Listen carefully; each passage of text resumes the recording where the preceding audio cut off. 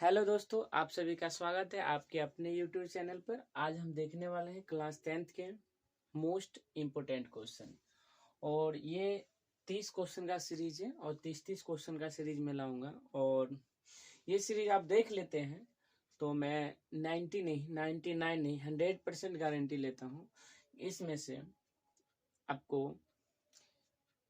90 नहीं, 99 नहीं, 100% गारंटी लेता हूँ कि आप पास हो जाएंगे। ठीक है। और जैसा कि हम लोग जानते हैं कि बिहार बोर्ड में जो 100 नंबर का क्वेश्चन एग्जाम होता है आप लोग का, और 100 नंबर में पास मार्क के लिए कम से कम जो पास मार्क चाहिए 30%। 30% का है तो 100 का 30% हम लोग निकालेंगे तो 30 नंबर। मतलब मैथ में आपको पास होने के लिए 30 नंबर चाहिए। हाँ, मैं गारंटी लेता हूँ कि आप हमारे ये 30 क्वेश्चन का जो सीरीज है, 4 सीरीज निकालेंगे, 5 सीरीज, और ये आप सीरीज देख लेते हैं, इसमें से 99% कहते हैं यहीं से क्वेश्चन रहेंगे। कितना क्वेश्चन तो वो होगा जो हमने दिया वही क्वेश्चन होगा। ठीक है, तो चलिए हम क्वेश्चन को शुरुआत करते हैं।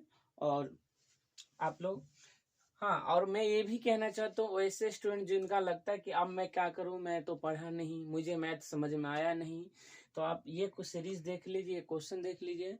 और मैं गारंटी लेता हूँ, गारंटी क्या, हमारा अनुभव है कि इस तरह का क्वेश्चन आते ही रहता है, रिपीटेशन होते रहता है। तो इस क्वेश्चन को एक बार देख करके और आप एग्जाम में जाइए, फिर आप देखें कि हाँ सर ने कुछ कहा था। तो चलिए पहला क्वेश्चन जो हमारा है कि 60-45 का मौसा क्या होगा। 60 और 45 का मौसा क्या होगा।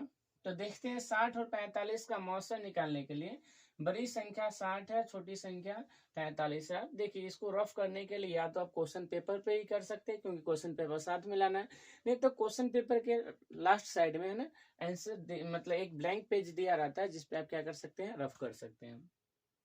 तो 60 और 45 का हम लोग मौसा देखेंगे तो बड़ी संख्या 60 है, 60 को हम लोग भाग करेंगे छोटी संख्या 45 से, 45 से कम 45 देखते हैं। ठीक है, घटाते हैं तो 15, 20, 15 से हम लोग भाग करेंगे 45 में। ठीक है, 15 तिया 45। अब यहाँ से देखने पर हम देख रहे हैं पूरा पूरा कट गया, तो जो मौसा होता है वो कितना हो जाएगा, 15। 60 और 45 का जो मौसा हो जाएगा वो ऑप्शन नंबर यहाँ क्या है, 15D में है। इस तरह से आप क्वेश्चन को सॉल्व करेंगे। ठीक है, दूसरा क्वेश्चन देख लेते हैं। दूसरा क्वेश्चन क्या है, दूसरा क्वेश्चन है कि 2, 10, 20 का लौस और मौसा का अनुपात है। मतलब 2, 10 और 20 का जो लौस और मौसा का अनुपात है वो क्या है। ठीक है, चलिए हम सॉल्व करते हैं। तो लौस और मौसा का अनुपात पूछ रहा है, तो सबसे पहले हम इसको अभाज्य गुणनखंड से तोड़ लेते हैं। तो 2 का जो अभाज्य गुणनखंड करेंगे तो क्या होगा, 1 गुना में 2।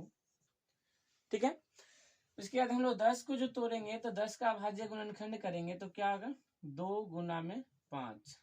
या फिर आप इसको ऐसे भी लिख सकते हैं, क्या लिख सकते हैं, देख लेते हैं, 1 गुना में 2 गुना में 5। ठीक है, कैसे देख लीजिए। 10 को यदि आप अभाज्य गुणनखंड करते, गुणनखंड के 2 से 2 पंचे 10, 5 से तोड़ेंगे तो 5 एकम 5। ठीक है, अब उसके बाद कितना है, 20। 20 को यदि हम अभाज्य गुणनखंड करेंगे तो 20 का देखिए, 20 का क्या आता है, 2 से आप तोड़ते हैं 10, यदि आप 2 से तोड़ेंगे तो 5, अब 5 से तोड़ेंगे तो 1। तो अर्थात हम इसको क्या लिख सकते हैं कि 2, 1, 2, 2 बार है, इसलिए हम यहाँ पे क्या लिखेंगे, 1 तो है ही है, 1 गुना में 2 के पावर 2 गुना में और कितना है 5, तो 5 के पावर 1। कोई समस्या। चलिए अब लॉस हमको निकालना है, तो लॉस हम लोग पहले एलसीएम देख लेते हैं। तो एलसीएम का कंडीशन क्या होता है अभाज्य गुणनखंड में, जो सब में हो, यदि 2 का है तो 2, 3 का है 3, 4 का है तो 4, जो सब में हो। ठीक है, चलिए देख ले लॉस का कंडीशन, देख ले लॉस का कंडीशन है बड़ी घात वाली संख्या, बड़ी घात वाली संख्या। अब देख लेते हैं यहाँ 1, 1, 1 है, तो 1 तो तीनों में है, एक आप रखिए तो फिर भी सही है, नहीं रखिए फिर भी सही है। ठीक है, फिर भी आप देखना चाहते 1 गुना में, अब देखिए तो 2, 2 इसमें भी है, 2 इसमें भी है, 2 इसमें, तो 2 का जो बड़ी घात क्या होगा, तो 2 के पावर 2, तो छोटा को हम लोग छोड़ देंगे, तो 2 के पावर 2।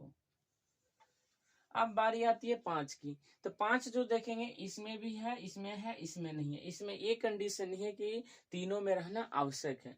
बस ये देखना है कि बड़ी घात कौन है या बड़ी संख्या इसमें कौन है। तो 5 का देख रहे हैं तो 5 इस दोनों में है, लेकिन 5 दोनों में बराबर है, तो हम 1 ले लेंगे, 5 बाकी को छोड़ देंगे। ठीक है, अब इसका गुना करते हैं तो देखिएगा आप, 1 गुना का 1 रहेगी, 2 के पावर 2 का मतलब हो गया आपका 4 गुना में 5 और 4 पंचे 20। तो एलसीएम जो आ गया कितना आ गया 20।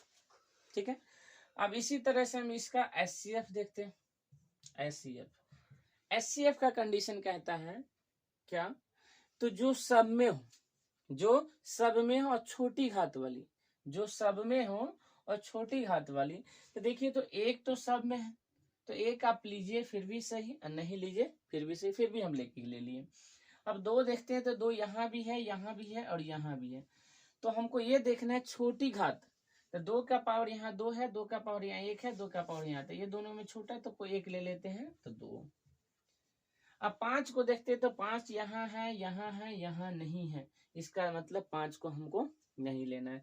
जो सब में हो, छोटी घात हो, उसको लेना है, जो सबसे छोटा हो। तब गुना करेंगे तो 2 एकम 2। तो हमको एलसीएम और एचसीएफ नहीं निकालना था, हमें क्या निकालना था, यहाँ देखिए पहले लॉसो और मॉसो का क्या निकालना है, अनुपात। चलिए इसको बनाते हैं। लॉसो और मॉसो का क्या निकालना था, अनुपात। तो देख लीजिए, लॉसो क्या बोल रहा था हमको, लॉस और मॉसो का अनुपात, ठीक है। लॉस हमारा कितना है 20। ठीक है, अनुपात का अनुपात। अब मौसा हमारा कितना है, मौसा देखेंगे तो 2।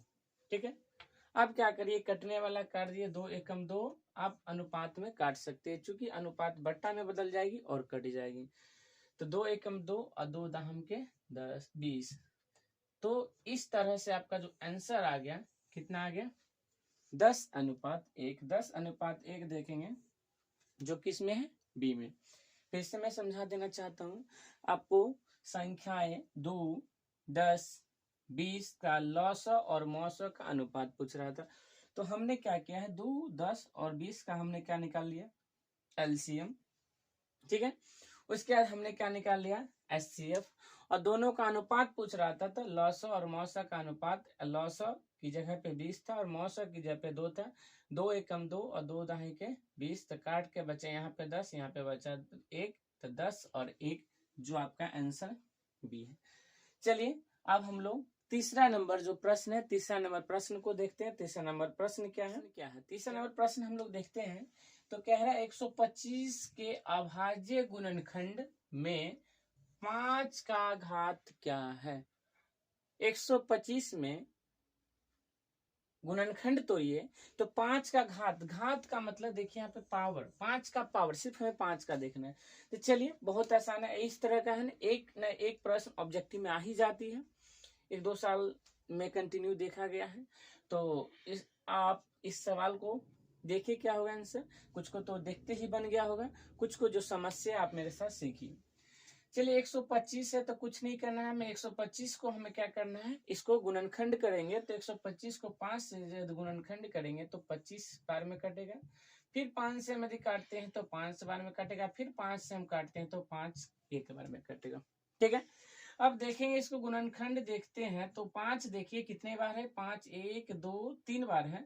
तो 5 का जो पावर हो जाएगा कितना हो जाएगा, 3। इसको हम ये लिख सकते हैं। वही हमें तो पूछ रहा था 5 का घात क्या है, 5 का घात है।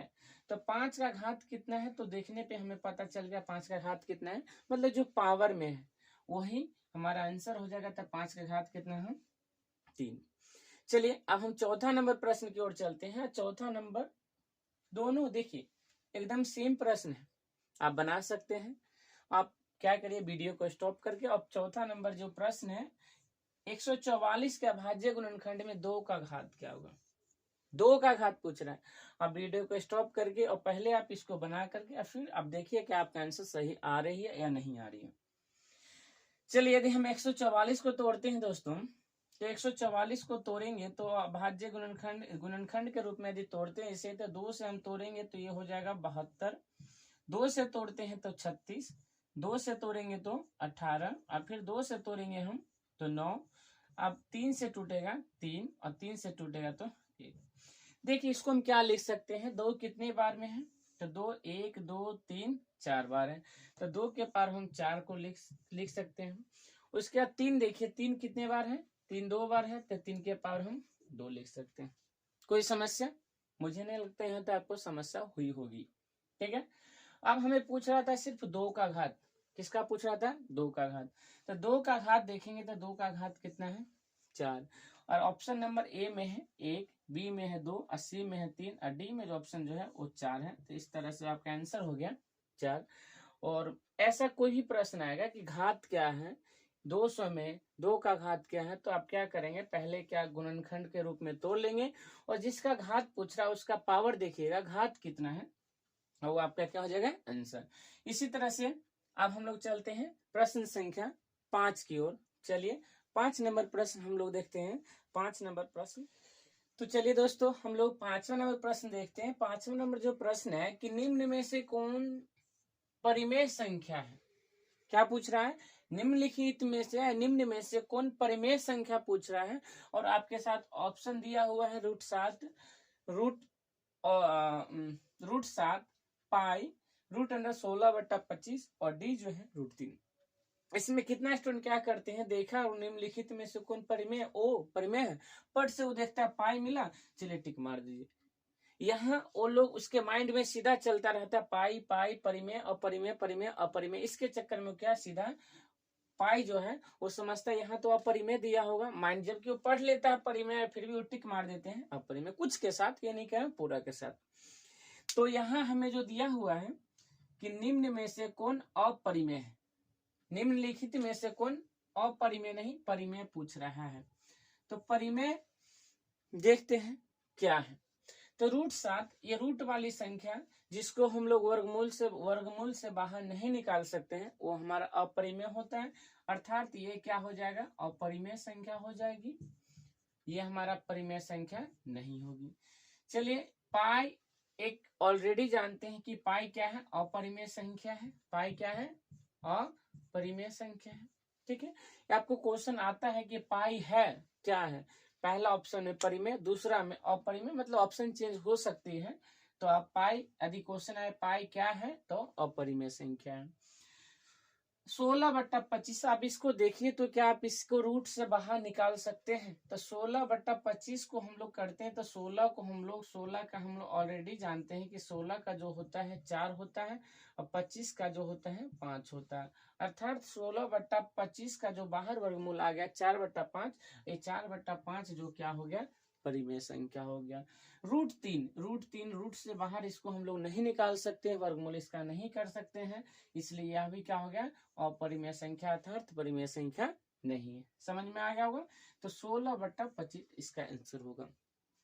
नेक्स्ट क्वेश्चन चलते हैं कि π/3 है, π/3 है परिमेय संख्या, अपरिमेय संख्या, पूर्णांक या कोई नहीं। तो आप देखेंगे पाई तो हम लोग जानते हैं पाई क्या है? अपरिमेय संख्या है। अब पाई को हम लोग 3 से भाग देंगे, वो क्या होगा? तो अपरिमेय संख्या ही होगा। ठीक है, समझ गया होगा कि परिमेय संख्या जिसको हम लोग रूट से बाहर निकाल सकते हैं, बट्टा में हो संख्या हो, परिमेय संख्या हो जाएगी। अपरिमेय संख्या जिसका हम लोग वर्गमूल नहीं कर सकते हैं, और पाई। तो इस तरह से आपका जो π/3 जो था वो है क्या है? तो अपरिमेय संख्या। यदि आपका प्रश्न आ जाए पाई है तो ऑप्शन में जहां मिले पाई है, अपरिमेय संख्या जहां क्वेश्चन ऑप्शन में होगा वहां हम लोग टिक कर देंगे, और इस तरह से हमारा आंसर प्राप्त हो जाएगा, पाई अपरिमेय संख्या। ठीक है, आई होप आपको ये क्वेश्चन जो दोनों समझ में आ गया होगा। अब हम लोग चलते हैं प्रश्न संख्या 6 के बाद प्रश्न संख्या 7 की ओर। तो प्रश्न संख्या 7 देखते हैं। ठीक है, चलिए प्रश्न संख्या हमारा 7 क्या है? प्रश्न संख्या 7 है कि 8 के पावर 0 और 7 के पावर 0, 8 के पावर 0 और 7 के पावर 0 का जो मान होगा वो है किसके बराबर? 0 होगा, 1 होगा, -1 होगा, 16 होगा। तो चलिए सबसे पहले हम बता देते हैं, यदि किसी भी संख्या का पावर 0 हो अर्थात उसका मान क्या हो जाएगा? 1 हो जाएगा। कोई समस्या? तो चलिए अब इस सवाल को हम लोग सॉल्व करते हैं। तो 8 के पावर 0 गुना में 7 के पावर 0 है, तो 8 के पावर 0 का मतलब क्या? 1। किसी भी संख्या का पावर यदि 0 है तो उसका मान क्या हो जाएगा? 1 के बराबर हो जाएगा। तो 8 के पावर 0 का मतलब हुआ 1 का गुना है, और 7 के पावर 0 का मतलब क्या हो जाएगा? 1। तो 1 गुना में 1 करेंगे तो आंसर क्या हो जाएगा? 1। इस तरह से जो आंसर हो जाएगा, ये आंसर हमारा क्या हो जाएगा? 1। ठीक है, अब चलते हैं नेक्स्ट प्रश्न की ओर। नेक्स्ट प्रश्न है हमारा ए और बी का मौसम क्या होगा? बहुत मोस्ट क्वेश्चन, VVI क्वेश्चन है, VI क्वेश्चन। ठीक है, ए और बी का मौसम क्या होगा? तो कुछ नहीं करना है, चलिए हम आपको ले चलते हैं बच्चे वाले क्लास में। बच्चे कहे तो 5-6 के क्लास में हम लोग ए मौसम निकालते हैं। तो ए का मौसम, ए को हम लोग देखिए, यदि इसका हम लोग तोड़ेंगे मतलब गुणनखंड के रूप में लिखेंगे तो क्या लिख सकते हैं? ए गुना में ए। यदि हम बी को तोड़ते हैं तो बी को हम लोग क्या लिख सकते हैं? ए गुना में बी। कोई दिक्कत है यहाँ तक? अब हमें क्या कह रहा था? मौसम। तो मौसम हम लोग सीखे थे 5वां 6ठा क्लास में, गुरुजी हम लोग को सिखाए थे। क्या सिखाए थे?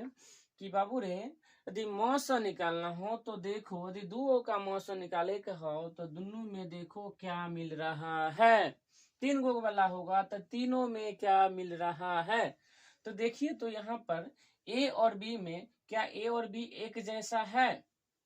एक जैसा है? नहीं है। यहाँ देखिए, एक और एक जैसा है। हाँ, तो ये एक मिल गया तो एक हो गया, और कुछ नहीं मिला, अर्थात कहें तो ए और बी का जो मौसम हो गया, क्या हो गया? एक। तो चलिए अब तीसरा चौथा से हम लोग बाहर निकल गया, अब हम 10वां में चले आए। तो 10वां में ये सवाल हमें पूछ दिया था और हम तीसरा चौथा की तरह सॉल्व किए हैं, तो आंसर 1 आया है, और इसका आंसर 1 जो है वो ऑप्शन नंबर सी है। ठीक है, और इसी में क्वेश्चन है, आपको पूछ देता हूँ। बोलता है ए और बी का लॉसम, क्या पूछता है? एलसीएम क्या होगा? तो ए और बी के एलसीएम के लिए क्या करते हैं? तो गुरुजी ने सिखाए थे उस समय कि बाबू एलसीएम निकालने के लिए क्या करेंगे। तो एलसीएम जो निकालेंगे अर्थात लॉसम निकालेंगे, तो ए और बी का जो लॉसम हो जाएगा वो ए गुना में क्या हो जाएगा? बी। ए गुना में बी, अर्थात कहे तो ए बी। कोई समस्या? चलिए हम लोग चलते हैं प्रश्न संख्या 8 के बाद प्रश्न 9 की ओर। अब प्रश्न संख्या 9, ये प्रश्न देना, ये तो अभी हमने आपको सिखा दिया है। चलिए मुझे बताइए इसका आंसर क्या होगा। जल्दी वीडियो को रोकिए और कमेंट करके बताइए इसका आंसर क्या होगा। ठीक है, और आप कमेंट में इसका आंसर डालिए, ये भी तो मैंने ऊपर बताया ही था। चलिए अब हम लोग चलते हैं प्रश्न संख्या 10 की ओर। और 10 जो है बहुत ही आसान प्रश्न है, और ये भी क्वेश्चन जो इस तरह क्वेश्चन पूछता ही रहता है। तो चलिए हम लोग बनाते हैं। 96 का अभाज्य गुणनखंड क्या होगा? 96 का अभाज्य गुणनखंड क्या होगा? क्या होगा? चलिए क्या होगा देख लेते हैं हम लोग। तो 96 को हम लोग क्या करेंगे? गुणनखंड के रूप में तोड़ेंगे। तो गुणनखंड इसको आप लोग जानते हैं तोड़ना, या मैं ये भी सिखाऊं? चलिए देख लेते हैं। 2 को हम लोग 2 से इसको तोड़ेंगे, तो 2 चौका 8, 1 ऊपर से उतरा 6, तो कितना हो गया? 16। 16 को हम लोग 2 से भाग करें तो क्या हो जाएगा? 2 अट्ठे 16, अर्थात 96 का आधा करेंगे तो 48। चलिए 2 से इसको तोड़ेंगे तो 48 का आधा हो जाएगा 24, और फिर 2 से तोड़ेंगे तो 12, और 2 से तोड़ेंगे तो 6, और 2 से तोड़ेंगे तो 3, और 3 से तोड़ेंगे तो 1। कोई समस्या यहाँ तक? कोई समस्या? हल्का सा नहीं। चलिए अब देखिए इसको पावर के रूप में लिखते हैं। तो 2 देखिए 2 कितने बार है? 2 1 2 3 4 और 5। तो हम लोग इसको क्या लिख सकते हैं? 2 के पावर 5। उसके बाद देखिए 3 कितने बार है? तो 3 जो है 1 बार है, अर्थात हम लोग इसको लिख सकते हैं 3 के पावर 1, या 3 भी रहने दीजिए, कोई समस्या नहीं होगी। अब देखिए तो ए ऑप्शन में है कहीं, यदि आपको दिख रहा है तो उस पे पट से क्या लगा दीजिए? टिक। और आपको बोर्ड में जो है और मार्कशीट जो है गोला घासना होगा। ठीक है, तो देख लेते हैं। 2 के पावर 5, 3 के पावर 1 1 1 1, ये पकड़ा गया। इस तरह से आप क्या कर दीजिएगा? टिक कर दीजिएगा। ठीक है, चलिए अब हम लोग चलते हैं प्रश्न संख्या जो हमारा हो गया है 10। अब 10 के बाद प्रश्न संख्या 11 की ओर चलते हैं। 11,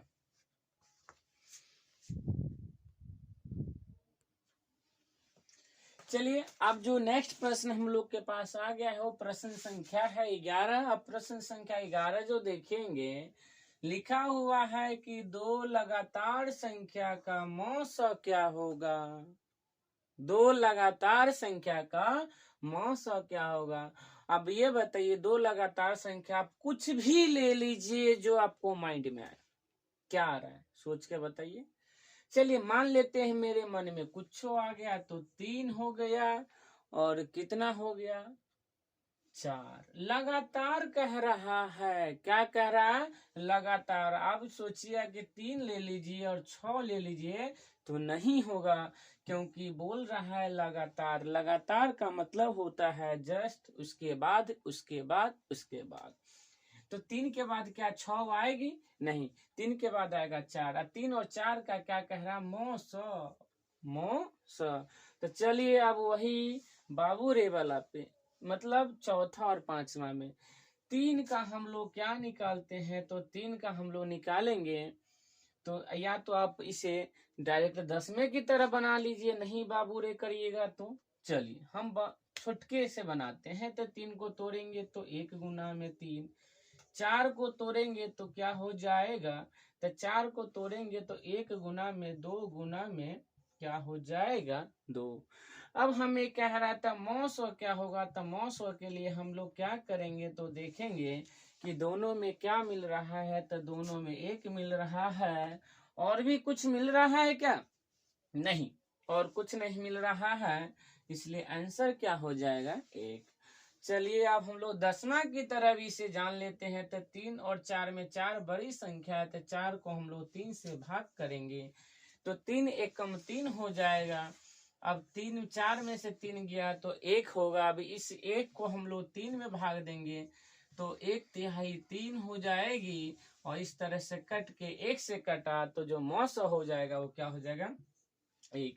और 1 को पकड़िए और ठोक दीजिए इसको, ठीक है, टिक कर दिए। अर्थात इस दो लगातार संख्या को भी पूछे तो उसका आंसर क्या हो जाएगा 1 हो जाएगा। चलिए अब हम लोग प्रश्न संख्या 12 की ओर चलते हैं। 12 में दिया हुआ है कि 0.7, इस 7 के ऊपर क्या आ गया, क्या है आप लोग बताइए, तो कमेंट करके मुझे बताइए क्या है। चलिए हम आपको बताते हैं, ये 7 के ऊपर इसको हम लोग रेखरिंग बोलते हैं। क्या बोलते हैं, रेखरिंग या हिंदी में बार। तो चलिए 7 के ऊपर रैकरिंग, अर्थात इसको मैं बता देता हूँ 0.7 के ऊपर रैकरिंग है, मतलब 1 के ऊपर रैकरिंग है। तो कुछ नहीं करना है, जो संख्या है वही संख्या रहने दीजिए, और जितना संख्या के ऊपर रैकरिंग है उतना 9 गो लगा दीजिए। तो एगो के ऊपर था इसलिए एगो 9, तो कहने का मतलब है कि 7/9। चलिए 7/9 का है देख लेते, पट से आंसर झट से निकल गया। चलिए इसी तरह से एक और देख लेते हैं, 0. मान लेते हैं 2 और 3, और दोनों के ऊपर क्या दे दिया रैकरिंग। बताइए क्या होगा, कुछ नहीं करना है गुरुजी, वही करना है जो आपने बताया है। तो 23 है तो 23, देखिए रैकरिंग एगो और दोनों के ऊपर है तो कैगो 9 हो जाएगा गुरुजी, 2 × 9। इस तरह से आपका आंसर हो गया। चलिए तो हमने देख लिया 7 के ऊपर रैकरिंग था 7/9। चलिए अब फट से हम लोग सवाल नंबर 13 की ओर चलते हैं। 13 नंबर आ जाए। तो चलिए प्रश्न संख्या 13 की ओर चलते हैं। प्रश्न संख्या 13 हमारा है कि द्विघात बहुपद x² प्लस का 3x प्लस का 2 के शून्यक है। x² प्लस 3x प्लस 2 का शून्यक है। तो चलिए ऑप्शन भी दिया हुआ है, हम पहले शून्यक दिया है तो पहले इसको हम लोग तोड़ लेते हैं, देख लेते हैं क्या करना है। तो x² प्लस का 3x प्लस का 2 शून्यक है, अर्थात 0 के बराबर कर देंगे इसको। अब इसको क्या करना है, तो आप लोग इस तरह का सवाल 9th क्लास 8th क्लास में बहुत बनाए होंगे।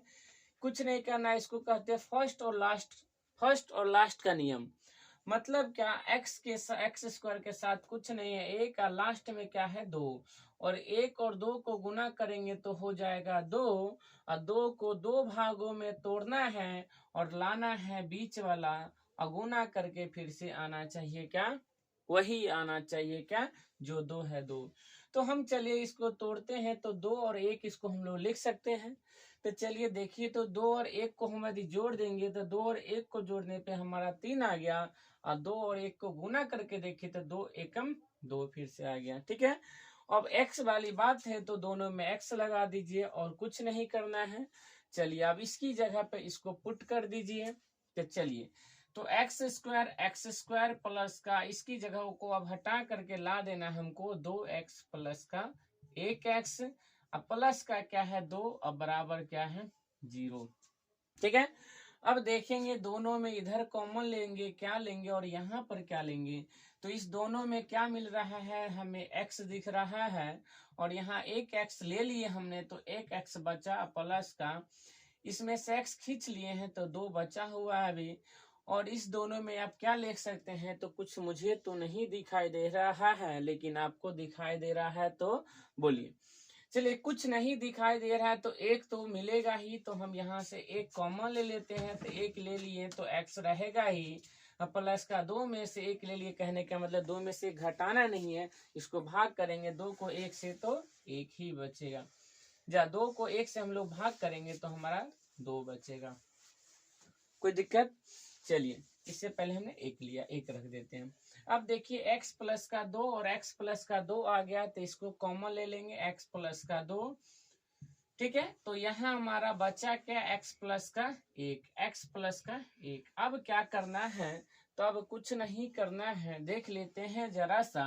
x प्लस का 2 और x प्लस का 1 है, इसको 0 के बराबर करेंगे तो x प्लस का 2 अब बराबर हो जाएगा 0। इधर देख लेते हैं एक बार, x प्लस का 1 है तो x प्लस का 1 बराबर हो गया 0। अब यहाँ से हम लोग देखेंगे x का मान निकालेंगे, इधर प्लस में 2 है, उधर जाएगा तो माइनस में 2 हो जाएगा। यहाँ पर x प्लस का 1 है तो उधर जाएगा तो माइनस का 1 हो जाएगा। तो कहने का मतलब 2 शून्य हमारा निकला, क्या निकला, माइनस का 2 और माइनस का 1। कहीं पर मिल रहा है उसको पकड़ के ठोक दीजिए एक ही बार में। तो प्लस माइनस का 2 और माइनस का 1, देखते हैं ऑप्शन नंबर ए में माइनस का 2 और माइनस का 1 मिल गया। चलिए इसको ठोक दिए, मतलब टिक कर दिए, इसका आंसर हमें मिल गया। चलिए अब अगला प्रश्न की ओर हम लोग चलते हैं। तो अगला प्रश्न जो हमारा दिया हुआ है कि एक रैखिक समीकरण, क्या दिया हुआ है, एक रैखिक समीकरण का घात, एक रैखिक समीकरण का घात क्या होगा, तो एक रैखिक समीकरण का घात 1 होगा। एक रैखिक समीकरण का घात क्या होगा, 1 होगा। ठीक है, इस तरह से आपका 13 और 14 क्वेश्चन खत्म हुआ। अब हम लोग चलते हैं प्रश्न संख्या 15 की ओर। प्रश्न संख्या 15 जो है एक्स स्क्वायर माइनस 11 के शून्यक है।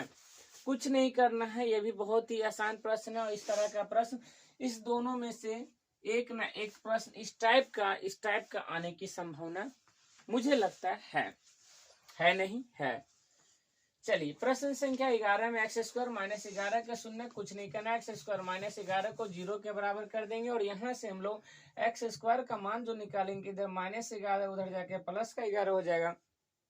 और हम लोग जानते हैं कि एक्स स्क्वायर उधर 11 है तो 11 रहेगा, इधर स्क्वायर है तो उधर जाएगा, तो कुछ नहीं होगा, रूट चढ़ जाएगा। जैसे ही रूट चढ़ा, इसका मतलब हुआ कि माइनस 11 का भी रूट है और 11 प्लस 11 का भी रूट है।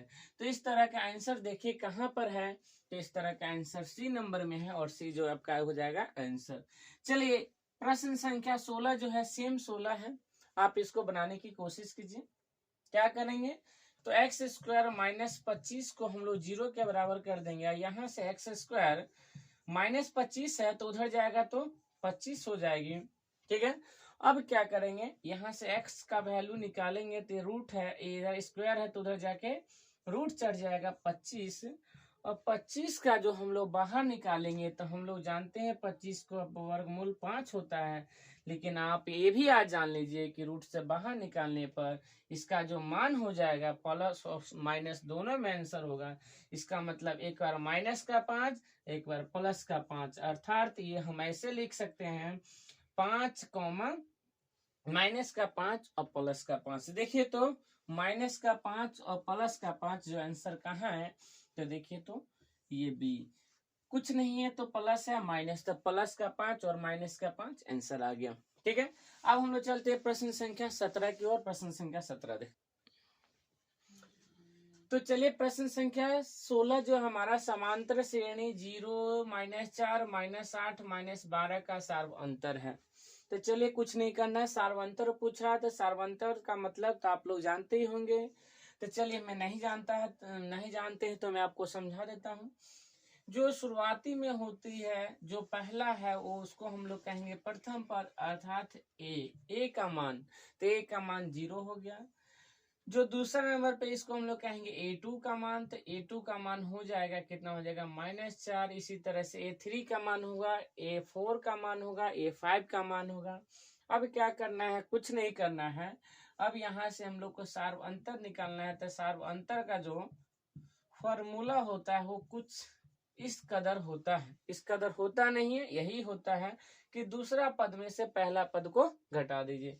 तो दूसरा पद मतलब A2 में से घटा देना है A1।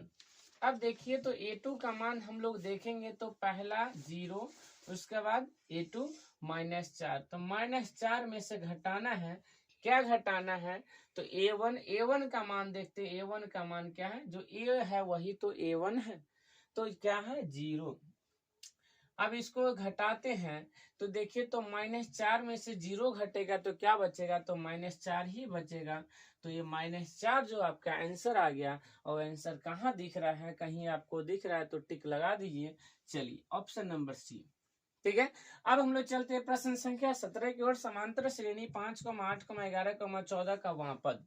चलिए वहां पद आ गया, वहां पद आ गया तो इस तरह का एक सवाल आता ही रहता है। और वहां पद पे हमने एक अलग से सेपरेट वीडियो बनाया है, यदि आप वो नहीं देखे हैं तो जा करके डिस्क्रिप्शन में उसका लिंक है, उसका वहां से उसको देख करके देख लीजिएगा। और चलिए हम लोग चलते हैं, कोई बात नहीं।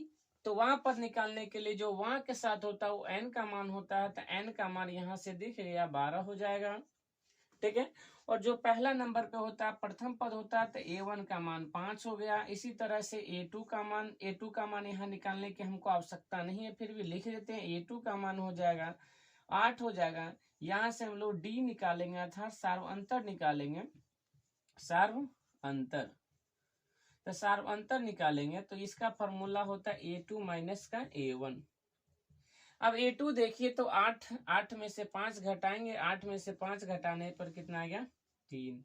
और जब भी वहां पद बोले तो कुछ नहीं करना है, सीधा फॉर्मूला लगाना है an बराबर A प्लस का n माइनस का 1 अगुना में D।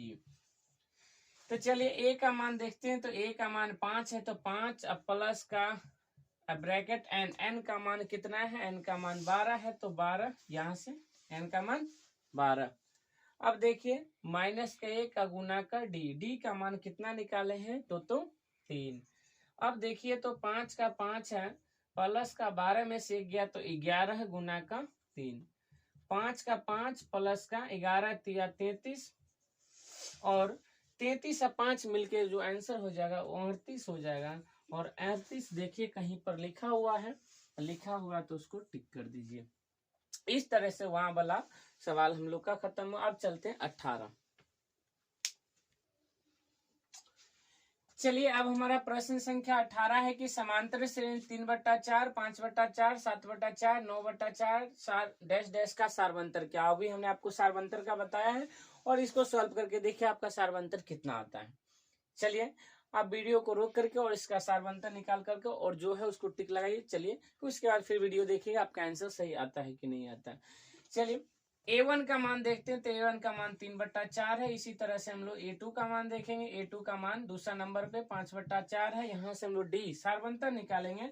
तो सार्वंतर का जो फॉर्मूला होता है वह क्या होता है, तो A2 माइनस का A1 होता है। A2 का मान देखते हैं तो 5/4 है, 5/4 और माइनस का A1 देखते हैं 3/4 है। कुछ नहीं करना है, 4 और 4 का एलसीएम, अब तो घट रहा बट्टा पर घटाव आ गया। 3 और 4 का एलसीएम लेते हैं तो 4 आता है। 4 से 4 में भाग देंगे 1, 5 एकम 5 हो जाएगी। माइनस का 4 से 4 में भाग देंगे 1 और 3 एकम 3 हो जाएगा। चलिए 5 यहाँ देखते हैं, 5 में से 3 जाएगा तो 2 बचेगा ऊपर, और नीचे का 4 है तो 4, 2 एकम 2 और 2 दूनी 4। तो आंसर जो आ गया 1/2। 1/2 देखिए आंसर कहाँ है, 1/2 यहाँ है। चलिए इसी तरह से हम लोग प्रश्न संख्या 18 के बाद अब चलते हैं 19 की ओर। 19 क्या है, चलिए 19वां प्रश्न क्या दिया हुआ है। 19वां प्रश्न दिया है कि समांतर श्रेणी 1 4 7 10 डैश डैश का कौन सा पद 88 है।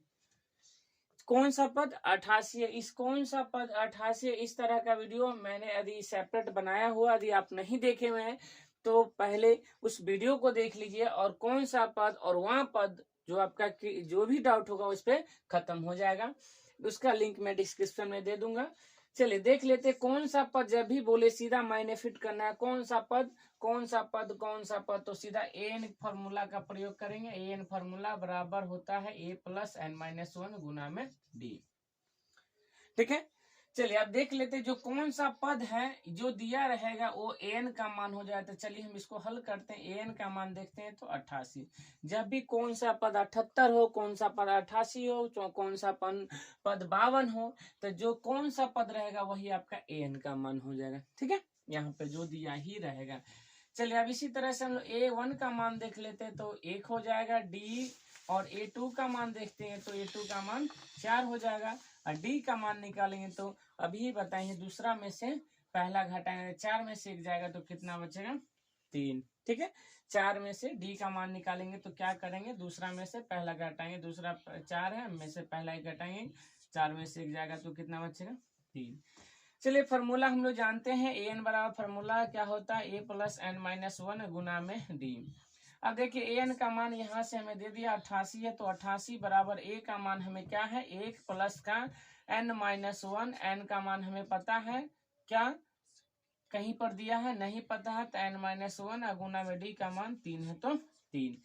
चलिए इधर 88 है तो 88 इधर प्लस में 1 है, इधर आके माइनस में 1 हो जाएगा, उधर हो जाएगा n-1 गुना में 3। ये जो प्लस का 1 था इधर आ गया है तो माइनस का 1 हो गया है।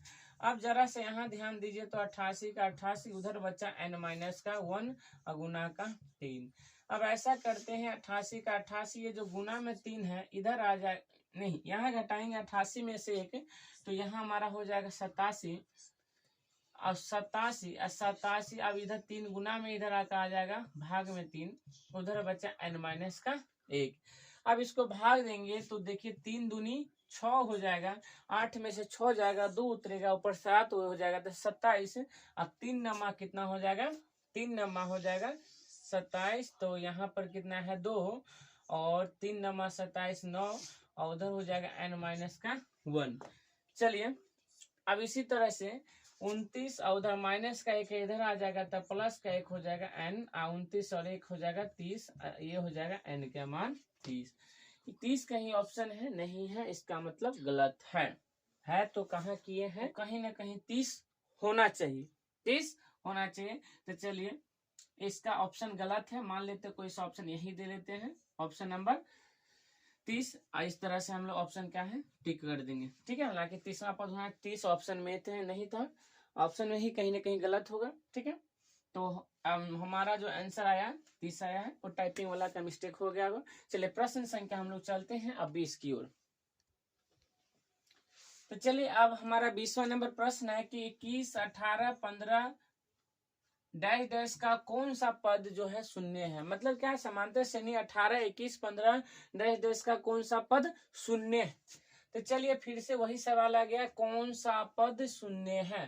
तो कुछ नहीं, ये शून्य हो जाएगा, an का मान हो जाएगा, तो an का मान आपका हो गया 0, और यहाँ से हम लोग पकड़ लेंगे तो a का मान हमारा हो गया 21, और हम लोग यहाँ से d का मान a1 का मान 21, a2 का मान देखेंगे तो 18 हो जाएगा, और यहाँ से हम लोग d का मान निकालेंगे तो a2 - a1 होता है। तो 18 में से क्या घट जाएगा, 21, 18 में से 21 घटाएंगे तो 18 में से 21 घटेगा नहीं, 21 में से 18 जाएगा तो ये हो जाएगा -3। 21 में से 18 3, अब बड़ा संख्या माइनस में है इसलिए माइनस का। अब वही फॉर्मूला लगाएंगे an का, an बराबर a + n-1 गुना का d।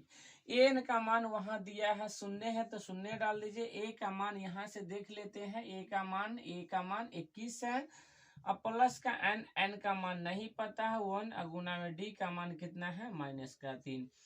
चलिए कुछ नहीं करना है, इधर प्लस में 21 है, इधर लाएंगे तो -21, मतलब 0 में से -21, और उधर हो गया n-1 गुना में -3। कुछ नहीं करना है, 0 में से -21 जाएगा तो -21 ही बचेगा, उधर माइनस में गुना में -3 है तो इधर आके भाग में -3, उधर बचेगा n-1। माइनस से माइनस कटेगा, 3 एकम 3 और 3 सते 21 हो जाएगा। तो अर्थात यहाँ देख लेते हैं तो इधर बचा 7 और उधर बचा n-1। इस 7 का 7 -1 है, इधर आ जाएगा तो प्लस का 1 बराबर हो जाएगा n, और 7 और 1 मिलके 8 हो जाएगा। इसका मतलब n का मान 8 हो गया। अब पूछ रहा था कौन सा पद शून्य है, तो इसका मतलब 8वां जो पद है वो क्या है, शून्य है।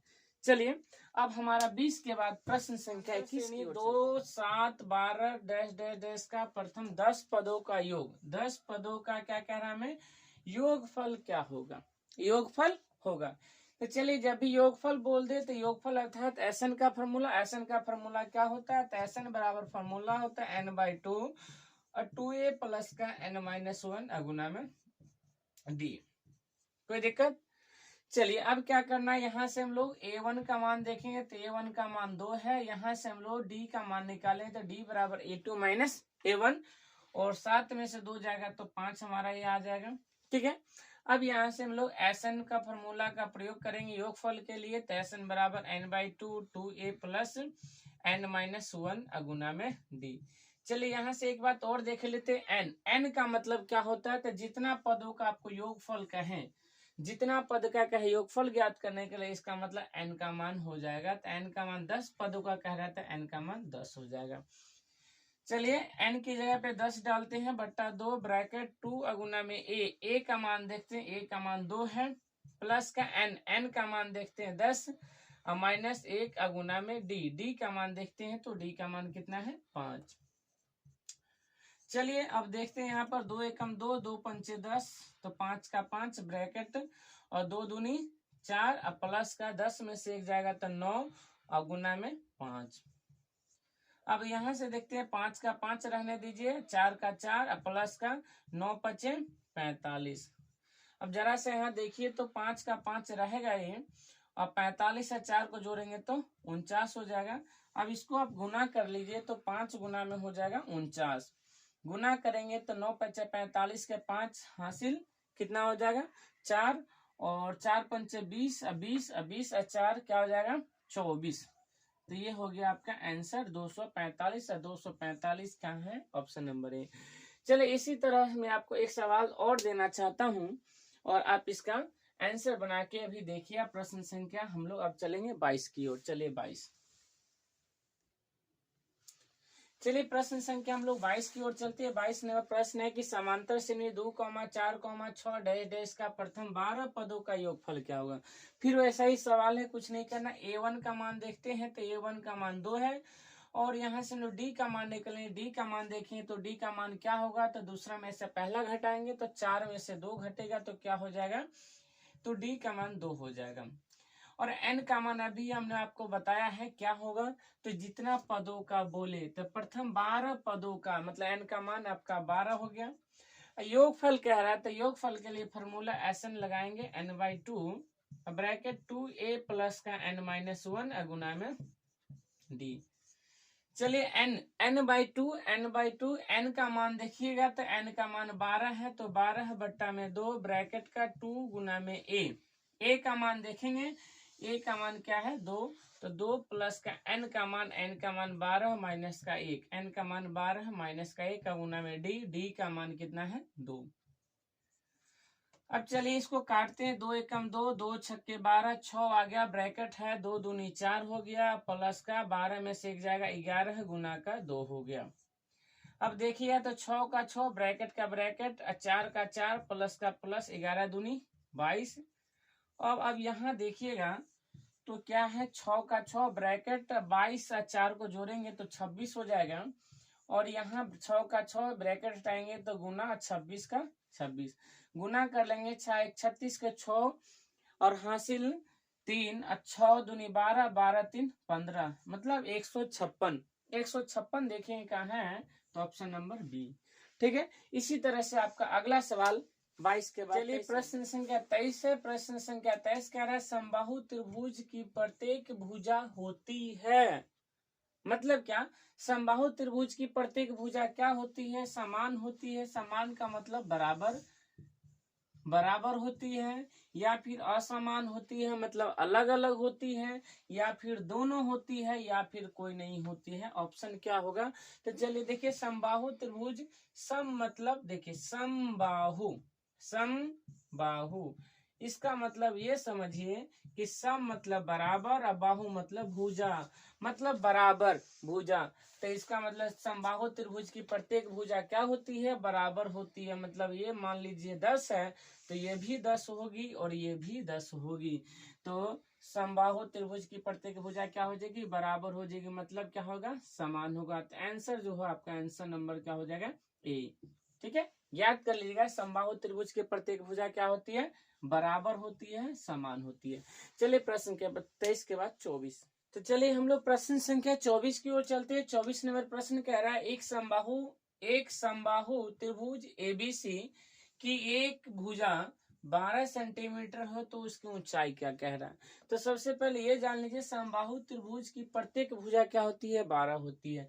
तो चलिए हम यहाँ बनाते हैं। मान लिए ये हमारा समबाहु त्रिभुज है, कह रहा है एक भुजा 12 है, अर्थात ये भी 12 भुजा होगा, ये भी 12 होगा और ये भी 12 होगा।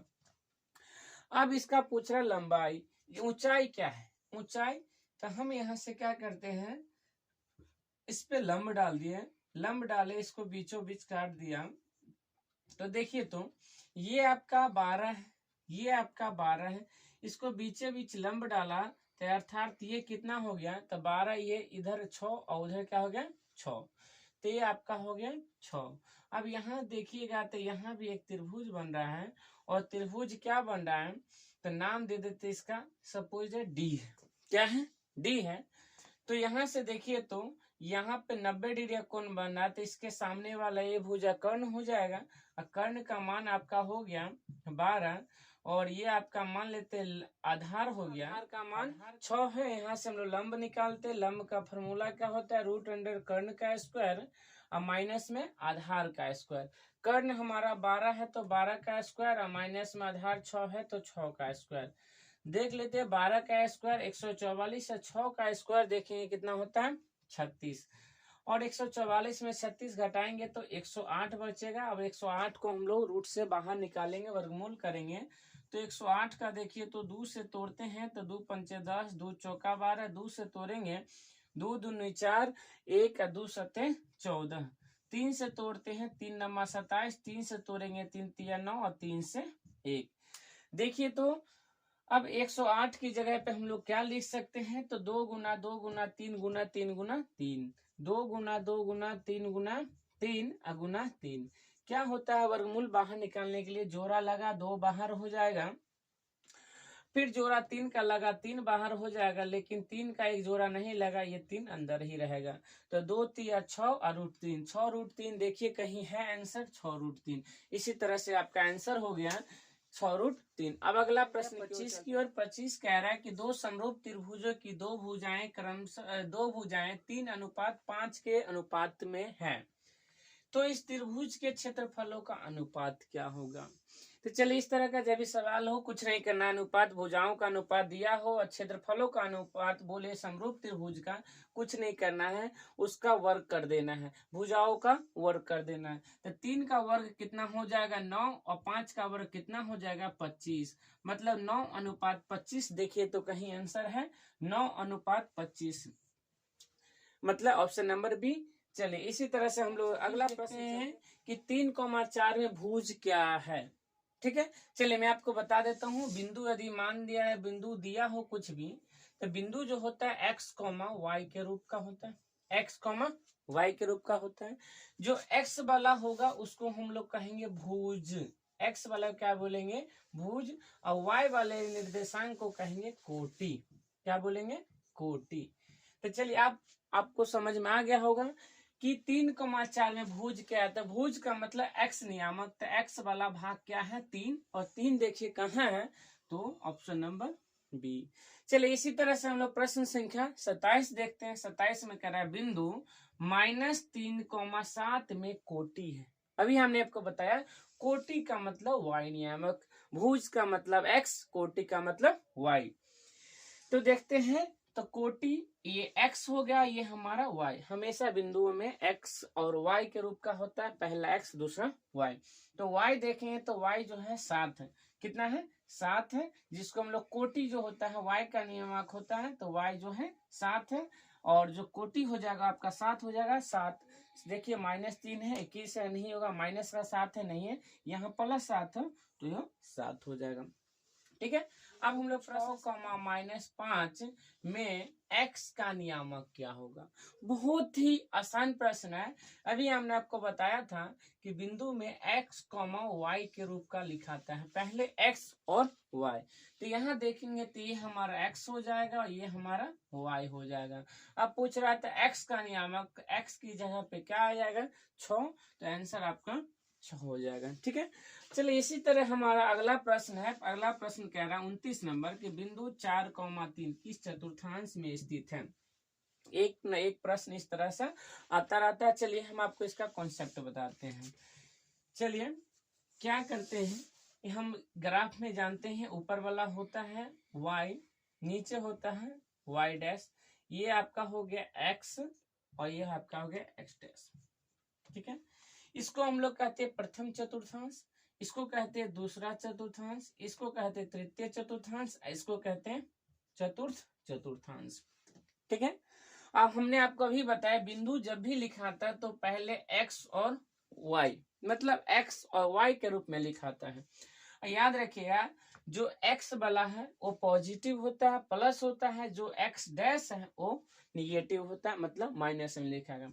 तो प्रथम चतुर्थांश में जो हो जाएगा x का पहले x लिखाएगा, उसके बाद y लिखाएगा। ठीक है। तो x ये इसमें डैश नहीं लगा, इसका अर्थात ये प्लस का है, पहले x का हो गया, उसका y का लिखेंगे तो y का इसमें भी कुछ नहीं लगा, इसका मतलब ये प्लस का है। तो प्रथम में हो जाएगा प्लस प्लस। इसी तरह से हम लोग दूसरा चतुर्थांश में चलेंगे तो दूसरा में हो जाएगा माइनस प्लस। क्यों होगा? क्योंकि पहले x लिखाएगा, उसके बाद y लिखाएगा। और x देखिए तो x में डैश लगा हुआ, इसका मतलब माइनस में, और y में नहीं लगा, इसका मतलब प्लस में। तीसरा में हो जाएगा माइनस और माइनस। चौथा में हो जाएगा प्लस और माइनस। इस तरह से आप लोग क्या कर लीजिए, इसको याद कर लीजिए और याद भी होगा। अब हम लोग सवाल की ओर चलते हैं। सवाल में कह रहा है बिंदु 4,3 किस चतुर्थांश में स्थित है। तो देखिए तो 4 का जो साइन है वो कुछ नहीं है तो प्लस है, 3 का भी कुछ नहीं है तो प्लस है। अब प्लस प्लस देखिए तो प्लस प्लस किस में है? 1 में, मतलब प्रथम चतुर्थांश। आंसर क्या हो जाएगा? वो प्रथम चतुर्थांश। इसी तरह से अगला सवाल देख लेते हैं। सवाल नंबर 30 में आपको इसी में चेंज कर देता हूं। देखिए सवाल नंबर 30 में क्या कह रहा है कि बिंदु, मान लेते हैं यहाँ पर हम चेंज कर दिए हैं कि -5, -3। ठीक है। किस चतुर्थांश में? चतुर्थांश की जगह पे यहाँ पर आपको दे भी सकता है किस पाद में स्थित है। ठीक है। तो कुछ नहीं करना है, कुछ नहीं करना। आप देखिए इसका सिंबल क्या, इसका साइन क्या है? माइनस का, इसका साइन क्या है? माइनस का, मतलब माइनस माइनस। अब माइनस माइनस किस में होता है? तृतीय चतुर्थांश में। तो 30 का जो आंसर हो जाएगा वो किस में हो जाएगा? तृतीय। ठीक है। और ये आप एक बार इस तरह कॉन्सेप्ट को समझ लीजिए, 1-2 बार देख करके, और इसका इस तरह का एक न एक सवाल आता रहता है। चलिए आप मुझे बताइए कि ये वीडियो आपको कैसा लगा। मैं आपसे एक रिक्वेस्ट करूंगा, तो ये वीडियो आप जरूर देखिएगा और ये प्रश्न आप करके जाते हैं तो इसमें से आपको 90% क्वेश्चन है जो इसी बेसिस पे क्वेश्चन आती रहती है। चलिए इसका हम लोग दूसरा पार्ट लाएंगे। जय हिंद, जय भारत।